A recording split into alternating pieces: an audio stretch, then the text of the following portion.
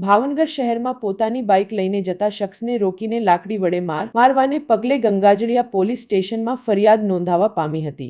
Gangajaliya police સ્ટેશનમાં ફરિયાદી અલ્પેશ ઉર્ફે ખાટો રવજીભાઈ જાદવે એવા મતલબની ફરિયાદ નોંધાવી હતી કે તેઓ બાઇક લઈને જતા હતા ત્યારે પોપટનગરમાં જીવાભાઈ ભજીયાવાળાની દુકાન પાસે લાલો ઉર્ફ ઓઠી જીવાભાઈ ભજીયાવાળા અને ચેતન વાજાએ બાઇક ઊભી રખાવીને માથાના ભાગે લાકડી વડે ઈજા પહોંચાડી હતી।